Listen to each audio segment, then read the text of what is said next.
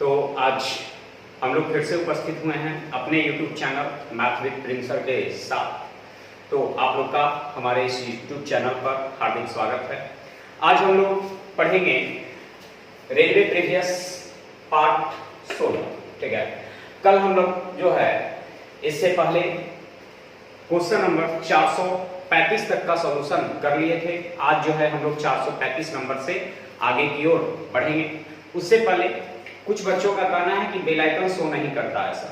तो bell icon show नहीं करता है तो क्या करेंगे कि अनसब्सक्राइब होकर के सब्सक्राइब कर लेंगे तो आपके बेल आइकन शो कर जाएगा। ठीक है, बेल आइकन शो नहीं कर रहा है तो अनसब्सक्राइब होकर के सब्सक्राइब कर लेंगे, बेल आइकन शो कर जाएगा। ठीक है, और बेल आइकन जब शो करेगा तो उसमें ऑल पर क्लिक कर देंगे जिससे कि हर एक तरह का वीडियो का अपलोड आपको मिलता है। ठीक है, तो चलिए हम लोग क्वेश्चन का सॉल्यूशन चालू करते हैं। क्वेश्चन नंबर 436 करा है दो संख्याओं के लसा और मसा दिया हुआ है, यानी पहली संख्या गुने दूसरी संख्या बराबर एलसीएम गुने एचसीएफ। पहली संख्या गुने दूसरी संख्या बराबर एलसीएम गुने एचसीएफ। करा एक संख्या 24 है तो दूसरी संख्या क्या होगी, तो मान लेते हैं दूसरी संख्या x होगी। इसका एलसीएम 168 है और एचसीएफ कितना है, 6 है। ठीक है, तो 24 सते 168 यानी x बराबर 6 का 42, x बराबर 6 का 42। ठीक है, क्वेश्चन नंबर 437 का एक आयत का क्षेत्रफल 42 वर्ग सेंटीमीटर है, इसकी लंबाई 7 सेंटीमीटर है, इसकी परिधि क्या होगी। तो आयत की परिधि क्या होगी, तो सबसे पहले क्या करेंगे कि चौड़ाई निकाल लेंगे। तो चौड़ाई निकालने के लिए क्षेत्रफल में लंबाई से भाग, क्षेत्रफल में लंबाई से भाग देंगे, चौड़ाई आ जाएगा। तो चौड़ाई आ गया कितना, 6 मीटर। ठीक है, 6 सेंटीमीटर। ठीक है, अब कह रहा है कि परिधि क्या होगी, तो आयत की परिधि होती है 2 इंटू एल प्लस बी। तो 2 इंटू एल का मान 7, बी का मान 6, यानी 7 6 13, 13 दूनी 26। ठीक है, यानी आपका आंसर हो गया 13 दूनी 26।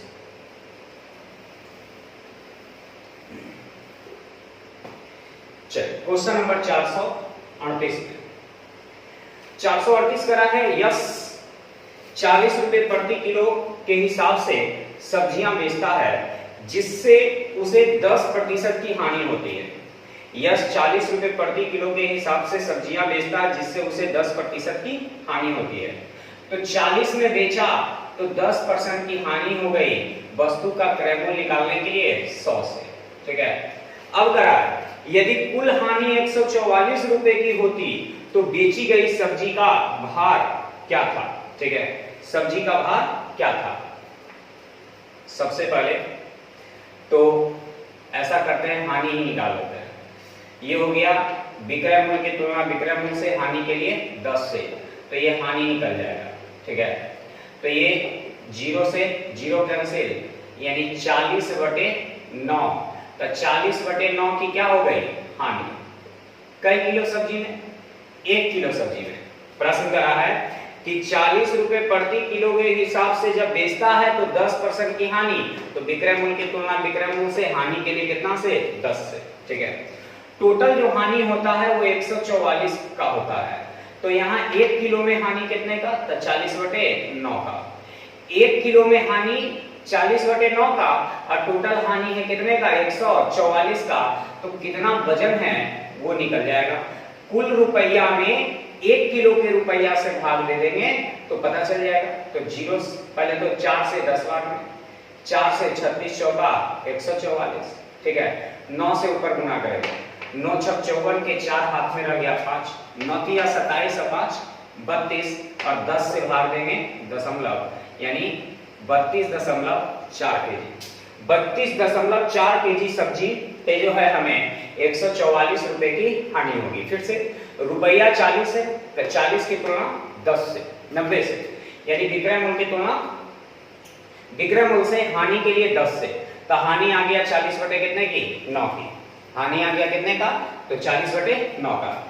144 में जब बेच दिए तो 40 की हमें क्या हो गई, 144 में जब हम बेच दिए तो 144 में क्या है, ये मेरा हानि है कई किलो का तो मालूम नहीं है, लेकिन यहाँ 1 किलो पे हानि कितने का है, तो 40/9 का। तो ये टोटल हानि और ये 1 किलो का हानि भाग दे देंगे तो टोटल किलो निकल जाएगा, यानी 32 कितना 4। Question number 439, question number 439, x plus y का whole square minus x minus y का होल स्क्वायर, ठीक है। तो ये फॉर्मूला है x प्लस वाई का whole square minus x minus y का होल स्क्वायर बराबर होता है 4xy। यदि यहाँ प्लस का चिन्ह रहेगा तो हो जाएगा 2 × x square plus y square, लेकिन यहाँ प्लस का चिन्ह रहेगा तब, ठीक है। आपका आंसर हो गया तैयार।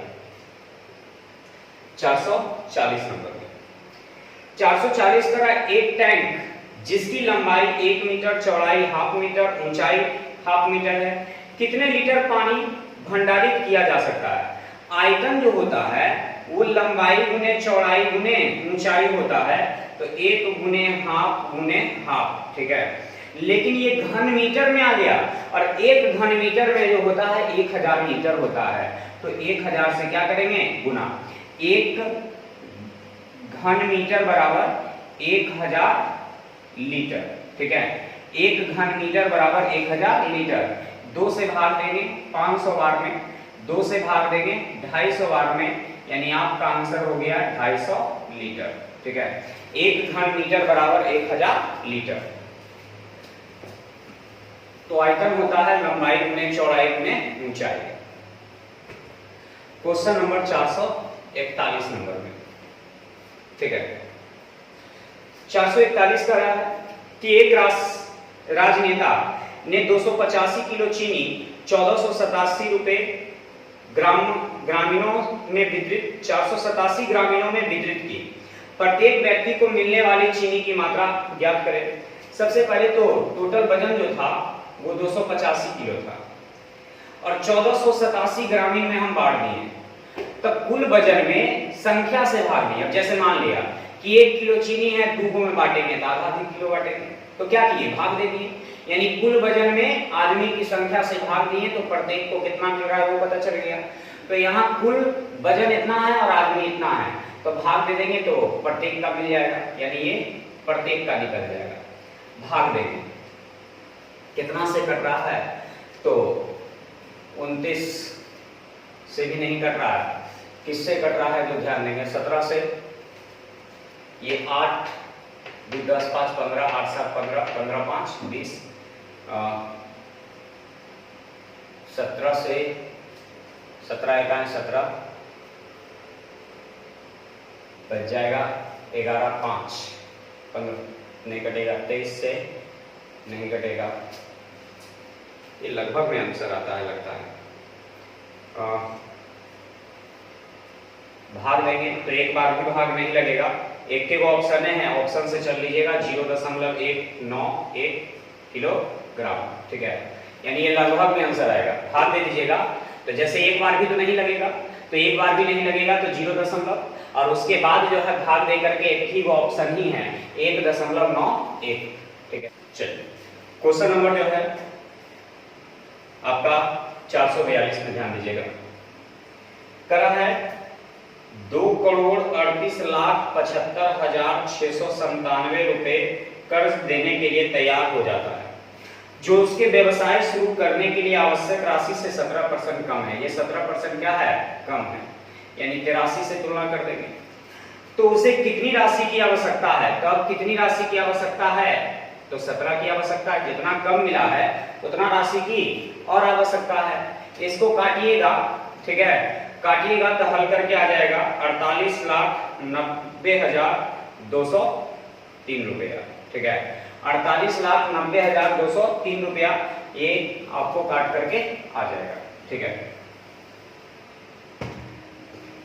443 नंबर में 443 करा है, एक उधार ली हुई राशि पर x वर्ष में 6% वार्षिक दर से बनने वाला ब्याज उसके मूलधन का 1/3 है।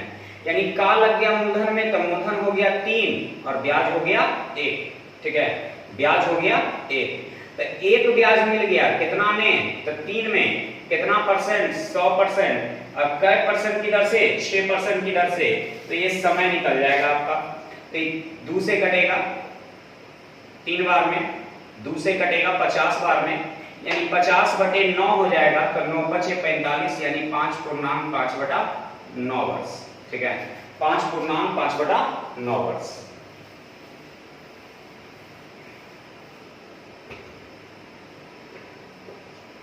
Question number 444। एक उधार ली गई राशि पर x वर्ष में 444 पर एक सप्ताह में एक दुकानदार द्वारा बेचे गए अंडों की तालिका नीचे दी गई है। ठीक है, तो कह रहा है बेचे गए अंडे दर्जन में क्या होगी। रविवार को 12 अंडे, सोमवार को 8 अंडे। ठीक है,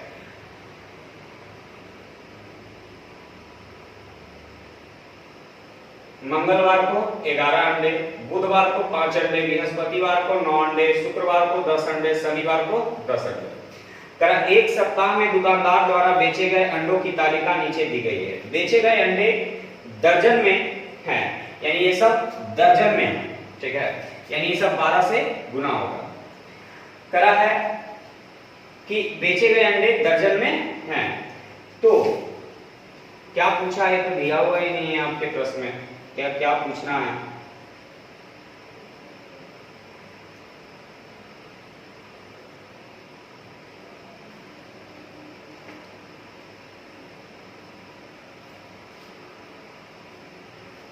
बेचे गए अंडे दर्जन में हैं, यानी आपके प्रश्न में क्या पूछ रहा है, वो तो कुछ दिया हुआ ही नहीं है, यानी ये क्वेश्चन ही गलत है। ठीक है, आगे 445 नंबर में करा मैंने एक 378 पेज की पुस्तक पुस्तकालय से ली जो एक सप्ताह में वापस की जानी है। यदि मैं 1 घंटे में 14 पेज पढ़ सकता हूँ और प्रतिदिन 3 घंटे पढ़ता हूँ, तो पुस्तक को पूरा पढ़ने के लिए इसे कितने दिनों की नवीकृत किया जाना चाहिए। ठीक है, जैसे 1 घंटे में 14 पेज पढ़ा, ठीक है, और प्रतिदिन पढ़ रहा है 3 घंटा, यानी एक दिन में 14 दिया 42 पेज पढ़ रहा है, तो एक सप्ताह में उसे लौटाना है। तो एक सप्ताह का मतलब 7 दिन में। ठीक है, तो 7 या 21, 21 चौक 84 के 4 हाथ में रह गया, 8 7 या 21, 21, 21 और 8 29। ठीक है, यानी 294 पेज पढ़ लिया, टोटल पेज था कितना, तो 378। तब घटा लीजिए कितना बच गया, 8 में से 4 गया था, 8 में से 4 गया था कितना।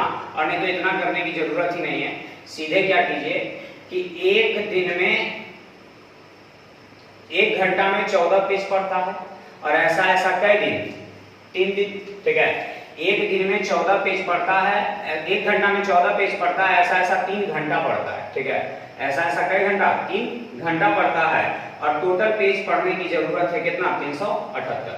कितना दिन लगता है खुद निकल जाएगा। ठीक है, 3 से 3 एकाएक 3, 3 दूनी 6, 3 छक 18, 14 नमा 26 से, यानी कई दिन की जरूरत है, 9 दिन की जरूरत है। आपके पास है कई दिन, तो 7 दिन है, तो कितने दिन की और जरूरत है, तो 2 दिन की और जरूरत है। ठीक है, सबसे सरल तरीका यही रहेगा आपके लिए। ठीक है, कि एक दिन में 1 घंटा में 14 पेज पढ़ते हैं, तो 3 घंटा में 14 दिया 42, तो ये 1 दिन का निकल गया। तो 1 दिन से टोटल में भाग देंगे तो 9 दिन की जरूरत है, जिसमें 7 दिन के लिए हम लाए हैं, तो 2 दिन के लिए और हमें जो है स्वीकृति लेना होगा। 446 नंबर में करण मनु ने 1 दर्जन घड़ियां 1454 रुपए 64 पैसे प्रति घड़ी की दर से बेची तथा 16% लाभ अर्जित किया। घड़ियों का क्रय मूल्य ज्ञात करें। 1454 रुपया 64 पैसा में बेचा, 16% का लाभ कमाया। विक्रय मूल्य की तुलना विक्रय मूल्य से क्रय मूल्य के लिए 100 से, लेकिन ये एक घड़ी का निकला, ऐसा ऐसा कई घड़ी, 12 घड़ियां हैं, ठीक है। दशमलव नीचे 2 जीरो, ये कट जाएगा, ये सीपी निकल जाएगा, ये 4 से 3 बार में, 4 से 29 चौक 16 से 29 से भाग देंगे, 29 पचे 145, जीरो नहीं लगेगा, 29 से 29 बच जाएगा 17, 29 छक 174, गुना करेंगे तो 16 या 48, 50 या 150, यानी 15,048 रुपया, ठीक है, 15,048 रुपया।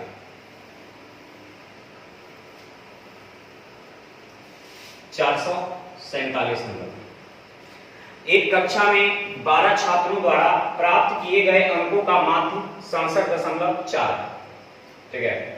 एक कक्षा के 12 छात्रों द्वारा प्राप्त किए गए अंकों का माध्य 67.4 है। यदि एक अन्य कक्षा के 15 छात्रों के माध्य जो है 72.3 हो, जैसे 12 छात्र हैं तो औसत 67.4 है, 15 को और है तो उसका औसत 72.3 है। तो पूरी कक्षा का यानी 15, 12, 27 का क्या होगा, तो भाग होगा। तो दोनों को मिला करके पूछा है। सबसे पहले तो संख्या कटेगा तो काट देंगे, 3 से 4 बार, 3 से 5 बार, 3 से 9 बार।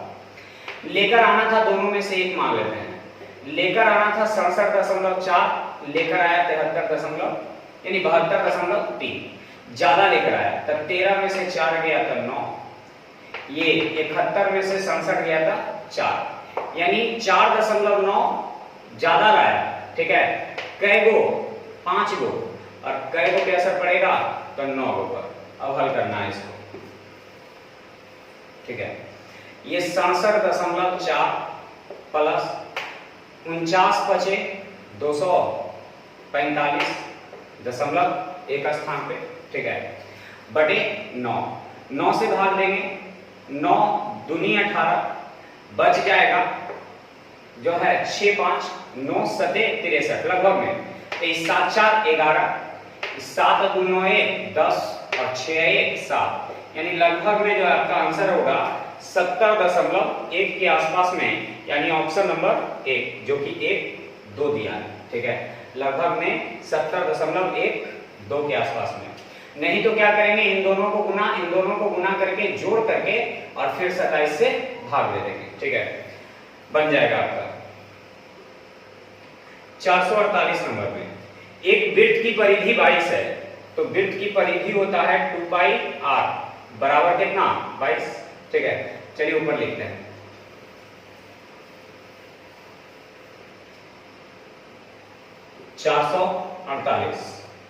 वृत्त की परिधि 2 पाई r बराबर कितना 22, 2 से भाग देंगे 11 बार में, पाई के मान 22/7 गुने r और बराबर कितना 11, 11 दूनी 22 यानी r बराबर 7/2।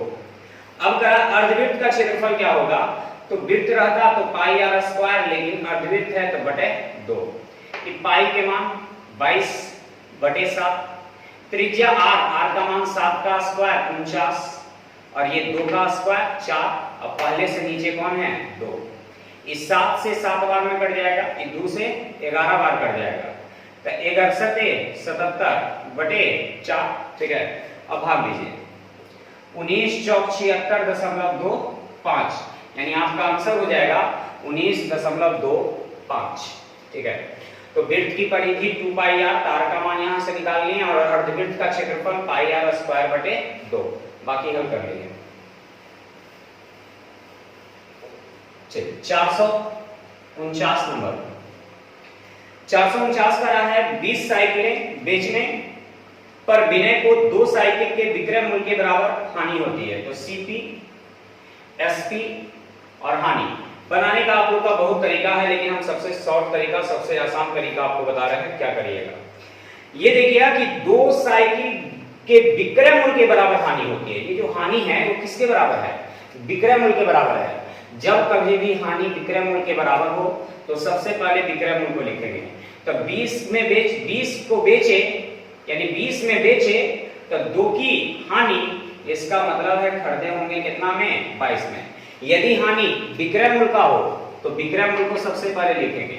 यदि हानि क्रयमूल्य पर हो तो क्रयमूल्य को सबसे पहले लिखेंगे।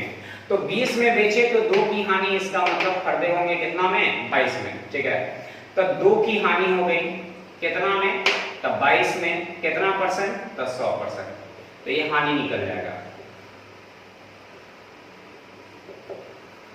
2 से 1 बार, 2 से 11 बार, यानी 11×99 यानी 9.1/11%, ठीक है। क्वेश्चन नंबर 450 नंबर, कितने छात्रों ने परीक्षा में 50% से अधिक अंक अर्जित किए हैं? सबसे पहले ये तो देखिए कि ये दिया हुआ क्या है। निम्नलिखित तालिका का अध्ययन करिए और उस पर आधारित सवालों के जवाब दीजिए। एक परीक्षा में विभिन्न विषयों में छात्रों द्वारा अर्जित किए गए अंक नीचे दिए गए हैं, यानी ये सब जो दिया गया है वो अंक दिया गया है, ठीक है। कितने छात्रों ने परीक्षा में 50% से अधिक अंक अर्जित किए? 50% से अधिक अंक अर्जित किए। तो चलिए, पहला जो गणित का परीक्षा था, अनिल के सामने सबको जोड़ देंगे। तो ऐसा करते हैं, ठीक है, ऐसा करते हैं कि टोटल जो होना चाहिए 120 गणित का, विज्ञान का 120, भूगोल का 100 और इतिहास का 100, ठीक है। तो 120 120 240 और 100 340 और 100 440, यानी 440 का 50% यानी 220। अब कितने छात्रों ने 220 अंक प्राप्त किए हैं ये देखना है। तो देखिए, पहला नंबर में अनिल के लिए 90 50 60 70, 90 और 50 140, 140 और 60 200, 200 और 70 270। एकदम क्लियर है, अनिल ने प्राप्त किया, ठीक है। बिनु 100 प्लस 80 प्लस 40 प्लस 80, ये भी तो 240 से 220 से ज्यादा है, तो 220 से ज्यादा है, यानी ये भी 50% से ज्यादा। चिराग के सामने 90 60 70 90, इन चारों को भी जोड़ देंगे तो ये भी जो है 50% यानी 220 से ज्यादा।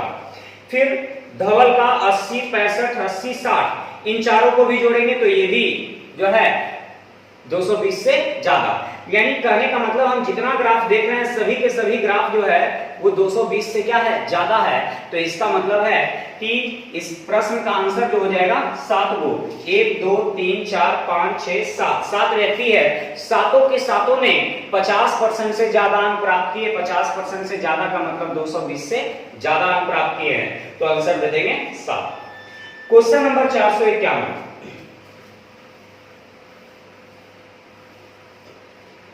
क्वेश्चन नंबर 451, सभी 4 विषयों में धवल द्वारा अर्जित अंकों का औसत कितना है? सभी 4 विषयों में कितना विषय? सभी 4 विषयों में धवल द्वारा अर्जित अंकों का औसत कितना है? तो धवल का जोड़िए 451, तो धवल के सामने 80 65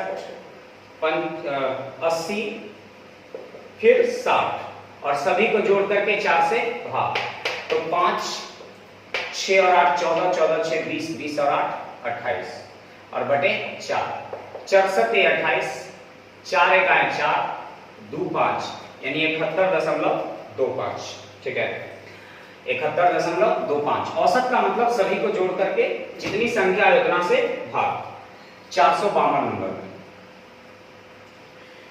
कौन कक्षा में कुल प्रतिशत के हिसाब से परीक्षा में प्रथम स्थान पर रहा? कौन कक्षा में कुल प्रतिशत के हिसाब से परीक्षा में प्रथम स्थान पर रहा? तो देखिए, सबसे ज्यादा जो जोड़ करके जो है ना किसका आता है ये देखना है, ठीक है। सबसे ज्यादा जोड़ करके किसका आता है, तो ऑप्शन से चल लेते हैं। ऑप्शन नंबर 1 में बीनू है, तो बीनू के सामने जितना है सबको जोड़िए, ठीक है। तो बीनू का है 100 प्लस 80, 180 प्लस 40, 220 प्लस 80 यानी 300, बीनू का है 300। फिर ऑप्शन नंबर 2 में चिराग है, चिराग का है, तो चिराग का जोड़ेंगे। चिराग 90 प्लस 60, 150 प्लस 70, 220 प्लस 90 310, ठीक है। फिर तीसरा ऑप्शन में धवल है, ठीक है, तो धवल का जोड़िए 80 प्लस 65,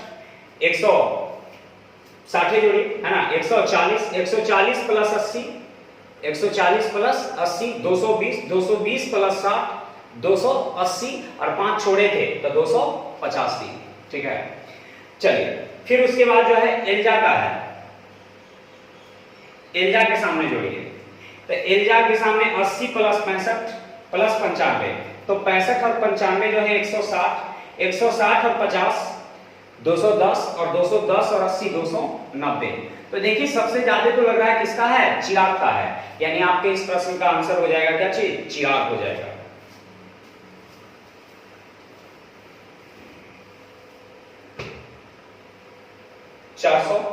नंबर, पानी का एक कंटेनर 3/5 भाग भरा था, ठीक है। जब उसमें से 38 लीटर पानी निकाल लिया जाता है तो यह सिर्फ 1/8 भाग भरा रहता है, ठीक है। पानी का एक कंटेनर है जिसका 3/5 भाग भरा है, ठीक है, यानी टोटल 5 था जिसमें भरा हुआ है 3, यानी क्षमता 5 था लेकिन भरा हुआ है कितना, 3। करा जब हम 38 लीटर इसमें से निकाल लेते हैं तो यह सिर्फ 1/8 भाग ही भरा रह जाता है, ठीक है। और नहीं तो ऐसा करिए कि 3/5 था, जब इसमें से 38 निकाल लिए, ठीक है, तो ये भरा रह गया 1/8, ठीक है। तो इसको इधर से गुना कर दिए, यानी 8 दिया 24, इसको इधर गुना कर दिए, 5 × 5, इसके हर को इधर, इसके हर को इधर गुना कर दिए, ठीक है, यानी ऐसे गुना कर दिए। तो ये हो गया 24, ये हो गया 5, था 24 हो गया 5, कितना घट गया, तो 19 घट गया, जबकि यहाँ कितना घट गया 38। 38 की तुलना 19 से कभी भी क्षमता पूछे तो नीचे वाले को गुना कर दीजिए, यानी 8 बचे 40, 19 दूनी 38 यानी 40 दूनी 80, ठीक है, 19 दूनी 38 40 दूनी 80, 454। 5x प्लस 7y बराबर 19, 7x प्लस 5y बराबर 17, ठीक है। तो x का मान क्या होगा, तो x का मान क्या होगा, समीकरण है, समीकरण को बराबर करना है हमें, x का मान निकालना है तो y को बराबर करेंगे, इसमें 5 से, इसमें 7 से, इसमें 5 से, इसमें भी 5 से, इसमें 7 से, इसमें भी 7 से और इसमें भी 7 से, ये माइनस माइनस माइनस दोनों कट जाएगा। ये 749 में से 25 गया तो माइनस 24x, और ये 119 में से 95 चला जाएगा तो 5 उधर और 19 इधर, यानी 24 बचेगा। माइनस से माइनस 24 से 24 यानी x बराबर क्या बचेगा 1। तो ये तो समीकरण हल करना है, आप लोग एकदम आसानी से हल कर सकते हैं। आगे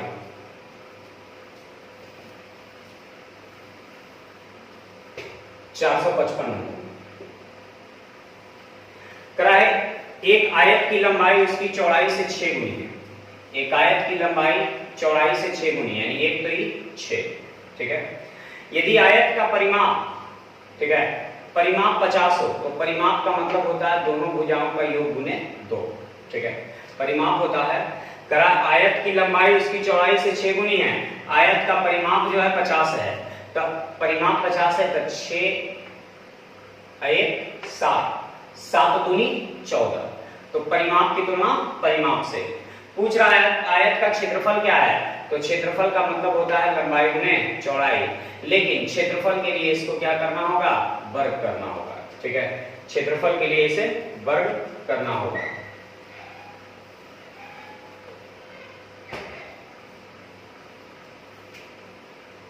तो 2 से 7 बार में, 2 से 25 बार में, यानी 25 के स्क्वायर 625 और बटे 7 गुने 6, यानी ये आंसर जो है लगभग में आता है, लगता है पूरा पूरा तो कटने वाला है नहीं, ठीक है। इस प्रश्न में जो है आपको पूरा पूरा कटने वाला नहीं है, बहुत सारा ऐसे जो है आंसर भी गलती देता है और कहीं कहीं क्वेश्चन भी इसमें बहुत मिस्टेक मिलता है, ठीक है। ऐसे हम चेक कर लेते हैं इसे, क्या होगा आप लोग का।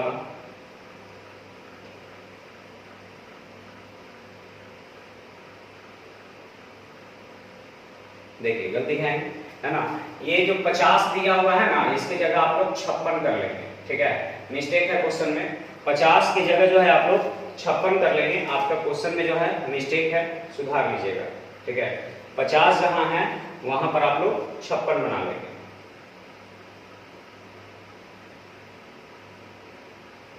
ठीक है, हम ऐसे बना दिए हैं, बुक में स्क्रीन पे जो दिख रहा है उसमें सही कर दिए हैं।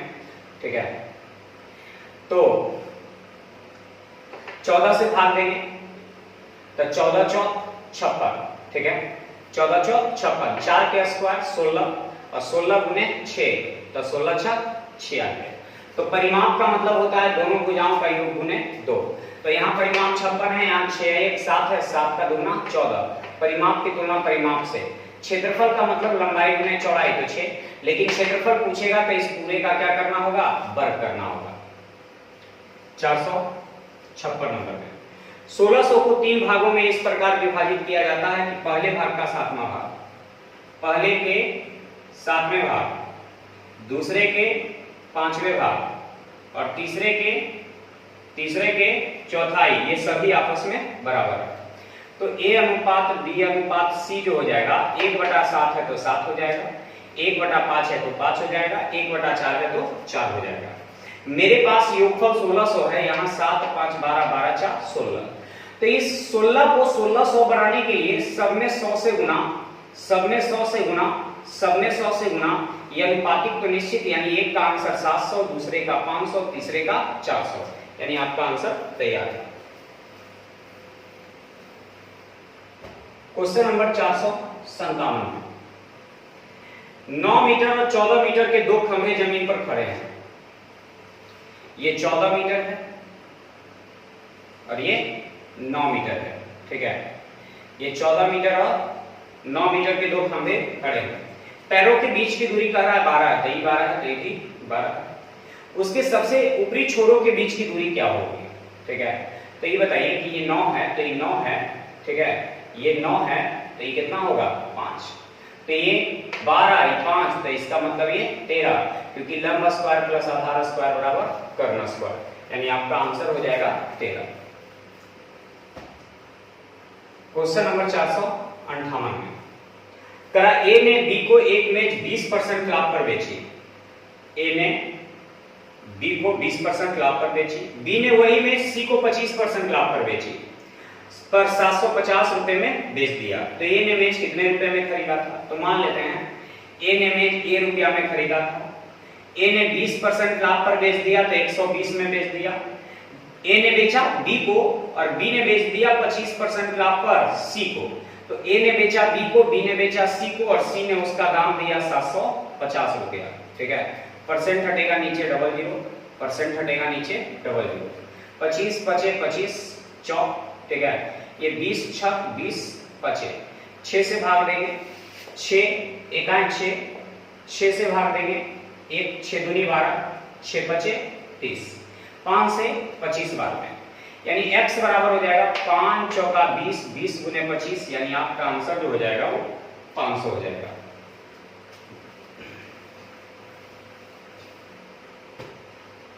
चारसौ 59 नंबर 15 13 16 19 21 29 10 का माध्यिका क्या होगा? तो माध्यिका क्या होगा? तो पहले क्रम दर्शाइए, 10 13 15 16 19 21 29, 2 2 4 2 6 1 7, तो 3 वो इधर से दे देंगे, 3 वो इधर से दे देंगे, तो बीच में बच गया कितना 16, यानी इस प्रश्न का आंसर जो हो गया वो 16 हो गया।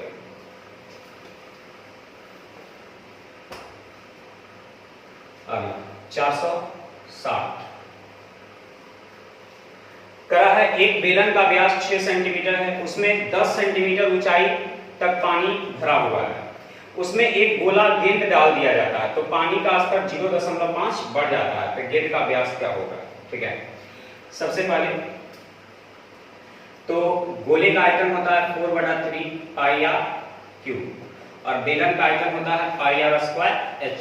पहले तो पाई पाई कट गया, ये 4/3 गुने इसकी त्रिज्या गोले का दिया हुआ नहीं है तो आर क्यूब, इस बेलन का व्यास जो है, बेलन का व्यास जो है 6 है, तो त्रिज्या 3, तो 3 के स्क्वायर 9, ठीक है। और बेलन की ऊंचाई 10 है, लेकिन हमें 10 से क्या मतलब है, पानी का स्तर मेरा कितना बढ़ रहा है 0.5, तो हमें सिर्फ 0.5 से मतलब है। पानी का स्तर जितना बढ़ेगा उतने से ना हमें मतलब है, बाकी से हमें क्या मतलब है, ठीक है। तो ये दशमलव नीचे 0, ठीक है। ये 5 से एक बार में, 5 से 2 बार में, तो ये RQ बराबर, ये 3 इधर जाएगा तो 27 हो जाएगा, और ये 4 नीचे जाएगा तो 8 हो जाएगा। ये Q घटेगा तो क्यूबिक चढ़ेगा, यानी निकलेगा 3/2। हमसे त्रिज्या ने व्यास पूछा है, तो व्यास के लिए क्या कर देंगे, दोगुना कर देंगे, यानी दोगुना का मतलब 3/2 गुने 2, 2 से 2 कैंसिल, यानी आपके प्रश्न का आंसर कितना हो गया, 3 हो गया, ठीक है। आपके इस प्रश्न का आंसर जो हो गया वो 3 हो गया।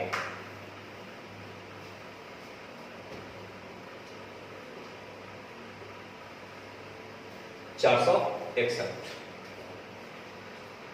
2/3 प्लस 3/7, ठीक है, भागे 2/3 प्लस 2/7, ये 7 दूनी 14, 3 दिया 9, 14 और 9 कितना हो जाएगा 23/21, भागे 7 दूनी 14, 3 दूनी 6, 14 6 20/21, ये दोनों कट जाएगा तो ये बटा में आ जाएगा, यानी हो जाएगा 23/20।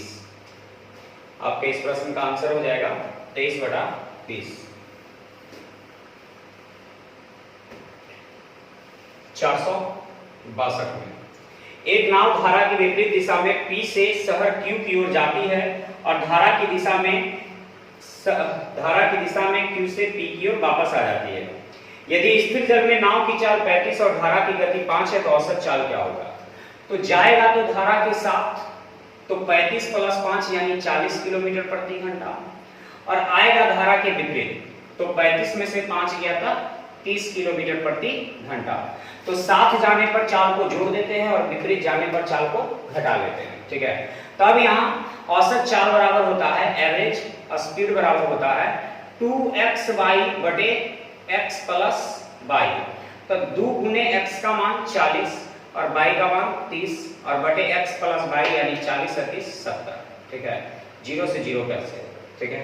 ये 4 दूनी 8, 8 दिया 24, 240 बटे 7 लगभग में आता है क्या, हाँ।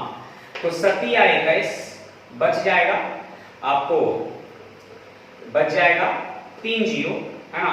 सचों का 28 बच जाएगा 2 0, 7 दूनी 14 बच जाएगा 6 7 8 56, यानी 34.28 किलोमीटर प्रति घंटा, ठीक है।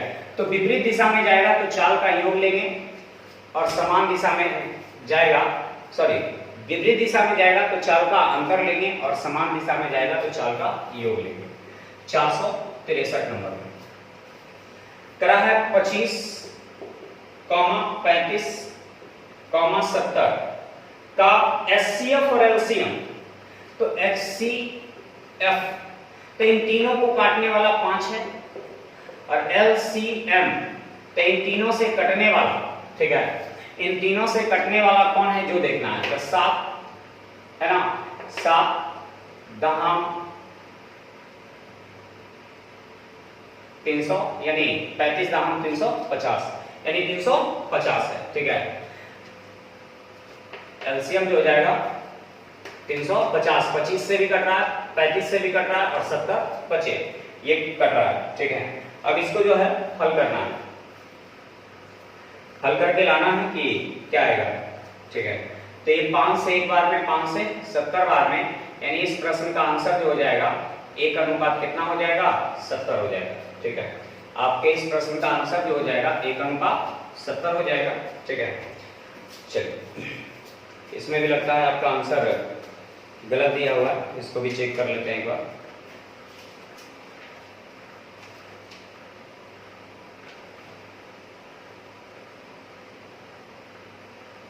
बिल्कुल आंसर गलती दिया हुआ है, इसका आंसर जो है 1 अनुपात 70 होगा, ठीक है।